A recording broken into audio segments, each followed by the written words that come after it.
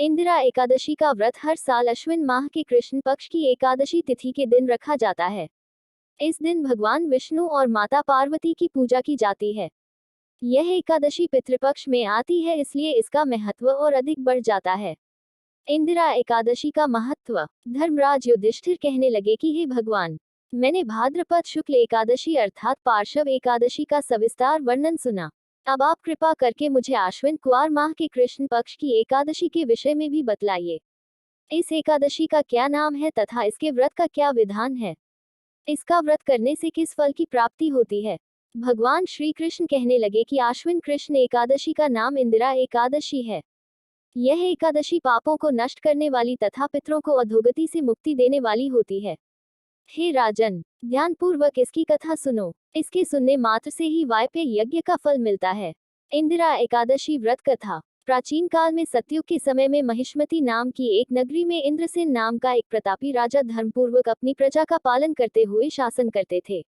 वह राजा पुत्र, पौत्र और धन आदि से संपन्न और भगवान विष्णु के परम भक्त थे।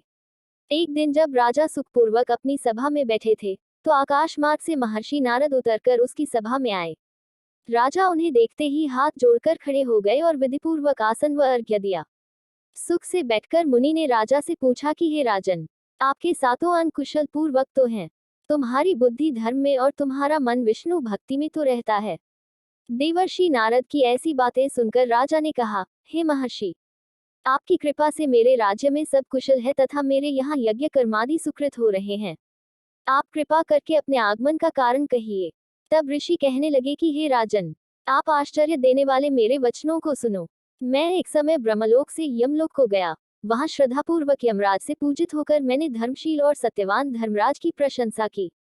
उसी यमराज की सभा में महान ज्ञानी और धर्मात्मा तुम्हारे पिता को एकादशी का व्रत भंग होने के कारण देखा। उन्होंने संदेशा दिया, सो मैं तुम्हें कहता हूँ। उन्होंने कहा कि पूर्व जन्म में कोई विघ्न हो जाने के कारण मैं यमराज के निकट रह रहा हूँ। सो हे पुत्र, यदि तुम आश्विन कृष्णा इंदिरा एकादशी का व्रत मेरे निमित्त करो तो मुझे स्वर्ग की प्राप्ति हो सकती है। इतना सुनकर राजा कहने लगा कि हे महर्षि, आप इस व्रत की विधि मुझसे कहिए। नारद जी कहने लगे, आश्विन माह की कृष्ण पक्ष की दशमी के दिन प्रातः काल श्रद्धापूर्वक स्नान आदि से निवृत्त होकर पुनः दोपहर को नदी आदि में जाकर स्नान करें। फिर श्रद्धापूर्व पितरों का श्राद्ध करें और एक बार भोजन करें। प्रातः काल होने पर एकादशी के दिन दातून आदि करके स्नान करें। फिर व्रत के नियमों को भक्तिपूर्वक ग्रहण करता हुआ प्रतिज्ञा करें कि मैं आज संपूर्ण भोगों को त्याग कर निराहार एकादशी का व्रत करूंगा।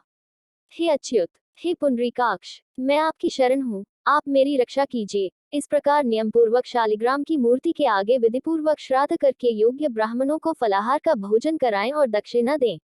पितरों के श्राद्ध से जो बच जाए उसको सूंघकर गौ को दे तथा धूप, दीप, गंध, पुष्प, नैवेद्य आदि सब सामग्री से ऋषिकेश भगवान का पूजन करें। रात में भगवान के निकट जागरण करें। इसके पश्चात द्वादशी के दिन प्रातः काल होने पर भगवान का पूजन करके ब्राह्मणों को भोजन कराएं। भाई बंधुओं, स्त्री और पुत्र सहित आप भी मौन होकर भोजन करें। नारद जी कहने लगे कि हे राजन, इस विधि से यदि तुम आलस्य रहित होकर इस एकादशी का व्रत करोगे तो तुम्हारे पिता अवश्य ही स्वर्गलोक को जाएंगे। इतना कहकर नारद जी अंतर ध्यान हो गए। नारद जी के कथनानुसार राजा द्वारा अपने बांधवों तथा दासों सहित व्रत करने से आकाश से पुष्पवर्षा हुई और उस राजा का पिता गरुड़ पर चढ़कर विष्णुलोक को गया। राजा इंद्रसेन भी एकादशी के व्रत के प्रभाव से निष्कंटक राज्य करके अंत में अपने पुत्र को सिंहासन पर बैठाकर स्वर्गलोक को गया। हे युधिष्ठिर, यह इंदिरा एकादशी के व्रत का महात्म्य मैंने तुमसे कहा। इसके पढ़ने और सुनने से मनुष्य सब पापों से छूट जाते हैं और सब प्रकार के भोगों को भोगकर बैकुंठ को प्राप्त होते हैं। एकादशी व्रत के लाभ। जो पुण्य सूर्य ग्रहण में दान से होता है, उससे कई गुना अधिक पुण्य एकादशी के व्रत से होता है। जो पुण्य गोदान, सुवर्ण दान, अश्वमेघ यज्ञ से होता है, उससे अधिक पुण्य एकादशी के व्रत से होता है। एकादशी करने वालों के पितर नीच योनि से मुक्त होते हैं और अपने परिवार वालों पर प्रसन्नता बरसाते हैं। इसलिए यह व्रत करने वालों के घर में सुख शांति बनी रहती है। धन धान्य पुत्रादि की वृद्धि होती है। कीर्ति बढ़ती है, श्रद्धा भक्ति बढ़ती है, जिससे जीवन रसमय बनता है। परमात्मा की प्रसन्नता प्राप्त होती है। पूर्व काल में राजा नहुष, अम्बरीश, राजा गांधी आदि जिन्होंने भी एकादशी का व्रत किया, उन्हें इस पृथ्वी का समस्त ऐश्वर्य प्राप्त हुआ।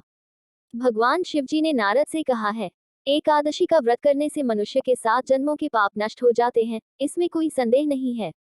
एकादशी के दिन किए हुए व्रत, गोदान आदि का अनंत गुना पुण्य होता है।